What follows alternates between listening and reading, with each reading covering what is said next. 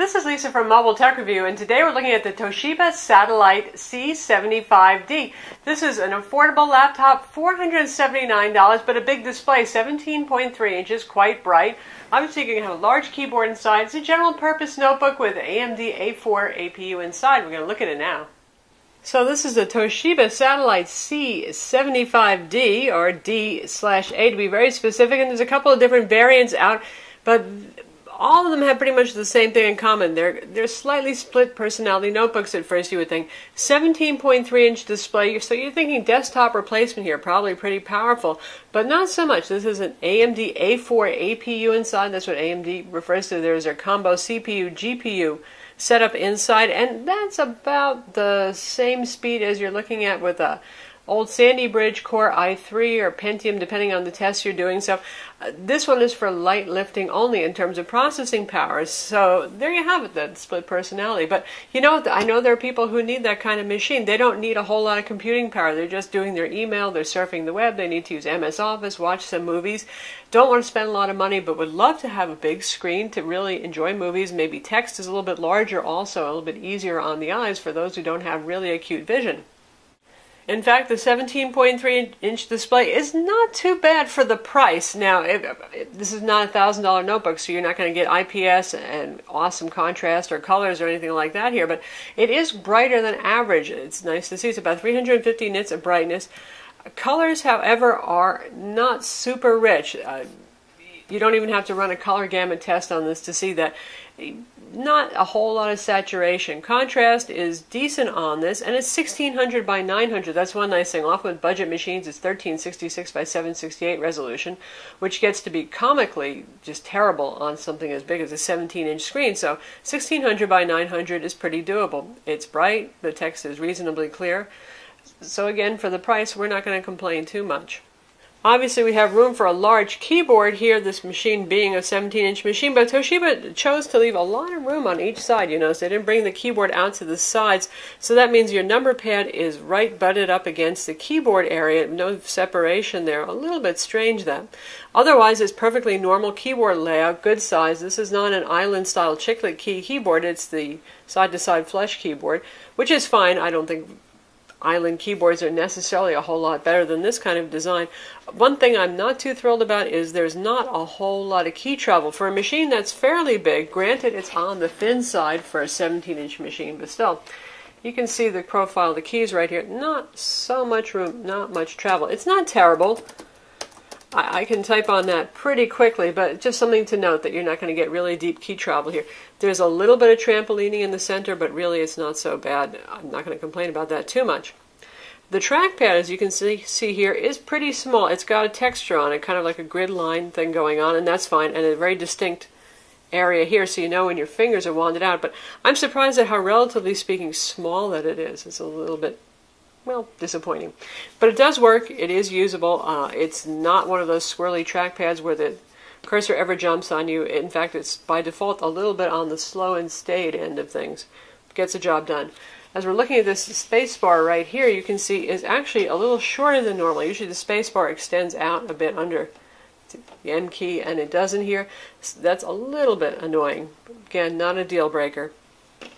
For a budget machine, it has a reasonable amount of style, actually. Granted, from the outside, it's just pretty much matte black plastic, and the same is true on the inside, but Toshiba's never shy about playing with textures, and they call this their Trax Horizon finish, which is really just a whole lot of lines running over here, give it a little bit more of a distinctive look and feel. We have the dip down for the keyboard. That works out just fine. This grill up here is more decorative than anything else. There are two speakers that fire out from underneath it on each end. Our power button is up here. You won't press it accidentally. And if we close it, you can see not too thick a machine. So again, for a budget machine, it doesn't mean it has to be 2 inches thick. Indeed, this is not so chunky. And the lid does have that finish. It's a little bit hard to see. You can look at the photographs in our full review to actually see some close-ups of the finish and really catch it. But you can hear my fingers on it, my fingernail on it, to get an idea of what that texture is like. On the bottom here, We have a removable battery, always a good thing, and this access door will grant you access to the RAM and to the hard drive. Conventional spinning hard drive inside of here, and we'll take a look and see what's inside right now. Just a single Phillips head screw, a teeny one there, and then there's a pry-up point, and like many laptops, it's just kind of like a compression tab fit. So you can see here's our standard SATA 2.5-inch hard drive, so it's pretty easy to upgrade if you want to, and we have our 2 RAM slots over here. Now our model has 6 gigs of RAM total. There's one 4 gig DIMM and one 2 gig DIMM in there, so if you want to go up to 4 and 4, you could get this up to 8 if you wanted to, but I think given the target audience for this, folks who are not doing demanding things, 6 gigs is plenty enough. It's easy enough to put this back on again. Just snap all the little plastic tabs back in and screw the screw on, and you're good to go. Obviously, you don't get access to things like the wireless card or your CPU or anything like that in this design, but most notebooks, really, they don't want you messing with anything except for the RAM and the hard drive. Machine weighs 6 pounds, so not too heavy for a 17-inch machine. Surely that's fairly light. We've got our audio jacks right here, USB 3.0 port, USB 2.0 port, full-size HDMI, VGA port, and we have Ethernet here, and obviously we have vents. On the other side, we have another USB 2.0 port. Now, I will complain a little bit about that. We have 3 USB ports here. Why can't at least 2 of them be 3.0 these days? And that's where our power adapter goes, and this is our DVD burner right here. Machine has the usual FN keys up here, and you do not have to hit the FN key first to activate the multimedia controls, display brightness, volume, that kind of thing. This is not a touch screen, so if you want to navigate the Windows 8 64-bit UI, you're going to be using your mouse and multi-touch. Now, I'm off to the side, so it might be a little bit harder to do, but I'm managing it actually just fine. And you can see that Toshiba has their usual bundle of stuff. Their Toshiba Books Place is on here, their News Place, their own video player, Norton Internet Security is on here by default. I suggest you might want to remove that and just go with Windows Security Essentials because that's more lightweight and it'll take some load off the 1.5 gigahertz CPU. Wild Tangent Games is on here as well. User guide, shortcuts to eBay, iHeartRadio, Hulu Plus, that sort of thing. So the usual bundle of Toshiba, semi-bloatware, some of it useful applications. Now, some things to note because this is a budget machine. This has single-band Wi-Fi 802.11bgn, so 2.4 gigahertz, no 5 gigahertz, 150 megabit per second cap on speeds there. It does not have Bluetooth, and Ethernet is 10100. You don't get gigabit Ethernet for the price. You do get an HD webcam up here. Stereo speakers are built in. And a fairly decent 48 watt per hour 6-cell battery. The AMD CPU GPU combo in here are not really very demanding. They're similar to what you would find in something a cross between a netbook to an ultrabook. So you don't need a huge battery in there, but you are driving a big display. So in terms of battery life, we're looking at about 4 hours. That's not too bad for a machine of this size. It's not stellar, obviously, but again, for the price range and the size, it's decent. In terms of horsepower, again, 1.5 gigahertz AMD A4-5000 inside. That's the CPU. That's a 15-watt chip, so that's pretty low-powered. Kabini processor, 4 Jaguar cores inside. Don't get too excited. The number of cores might sound really impressive there, but in terms of the performance that you see on benchmarks, not as much. But 4 cores, 4 threads, and it has integrated Radeon HD 8330 graphics, which is not super high-end. You're looking at about the equivalent of Intel HD 3000 graphics, between HD 3000 and HD 4000. So again, you're looking at lower-end ultrabook kind of performance here, a little bit less when it comes to the CPU.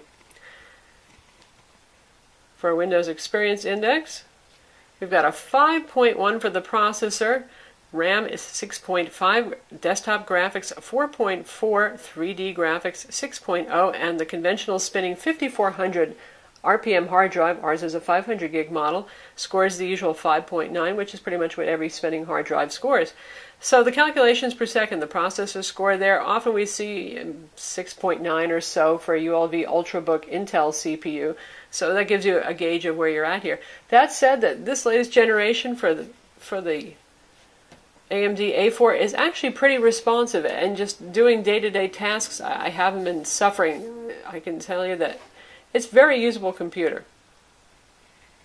Now, if you want to do CAD work, if you want to do video editing, this is not your choice. Again, this is for somebody who wants to do the usual home productivity kind of stuff or work productivity, just work on office documents, maybe do some online database work, that kind of stuff.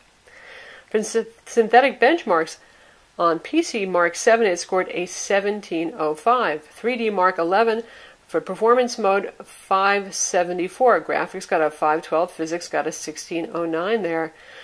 W prime, 38.4 seconds. Usually we see something around 20 seconds for a faster Ultrabook, so that gives you an idea. Geekbench 2 in 32-bit mode, 3045. So, though not the sharpest knife in the box, it's perfectly adequate for everyday productivity tasks, home, office, that kind of thing. This is full Windows 8 64-bit, so we get our web browser here. We get the Metro web browser as well. Any Windows 7 application you want to install, you can. And we'll visit our own website and test out some streaming video to see how it does. So we've loaded our website, Mobile Tech Review. And we can do pinch zooming, not the easiest thing in the world using the trackpad. I much prefer a touchscreen for that kind of thing, but you can do it. And let's check out a video review. We're going to look at our Asus Republic of Gamers G7750JX video review.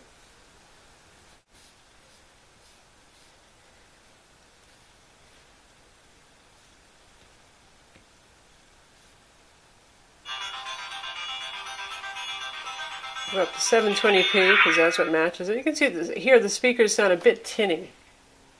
This is Lisa from Mobile Tech Review, and today we're going to look at a cool gaming laptop. This is the Asus Republic of Gamers 52% volume. G750JX. This is the version with the NVIDIA GTX 770M, new Haswell quad-core inside, big 17.3-inch display. We're going to look at it now. So it can handle that just fine, and it can handle certainly 720p video playback. This can even handle 1080p video playback without a problem. Though obviously if you're going to do 1080p, you're probably going to want to use that HDMI port to output to a 1080p display. It's also capable of light gaming, older gaming, certainly casual games this can handle. Obviously your Facebook games, that kind of stuff. Might even be able to run Minecraft. I know somebody's always asking about that with every laptop review. Older games like Civ 4, it should be able to do just fine. Rise of Nations, no first-person shooters that are current, though. Even Left 4 Dead 2 is going to be a little bit iffy with this guy. So more of a casual gamer. And certainly games from the Windows Store, too, because there are a lot of those that are geared towards lightweight laptops like this in terms of processing performance will be fine. Machine has a very small power brick. This is something you'd expect to see with a small Ultrabook, and that's again because the AMD A4 really doesn't consume a whole lot of power. That also means that this is not going to get hot, and you're really not going to hear the fan roaring a lot. You can hear it running even right now, just a kind of whir, but nothing too loud, so it's not very demanding in terms of charging needs, thermal needs either. So again, if you're looking for a 17-inch machine that's comfortable to use, has a big display so you can enjoy watching movies, don't need a lot of processing power, it's a good one to look at. Also consider the Dell Inspiron 17R. That's about $100 more, but if you care about looks, the metal casing, perhaps a bit better keyboard, that's worth a look. Also, in this price segment, there's some fierce competition from Asus, and they have a couple of machines that are worth looking at too. So that's the Toshiba Satellite C75D, or D-A actually. It's available now. Again, it's $479 as we look at it configured here. You'll find a couple of different versions. They're all around $500, maybe a little bit more, maybe a little bit less. And it's definitely for those of you who don't want to spend too much on a laptop computer, but you want a big screen and you want a name you can trust. That's what you're going to get here. I'm Lisa from Mobile Tech Review. Be sure to visit our website for the full review, and don't forget to subscribe to our YouTube channel.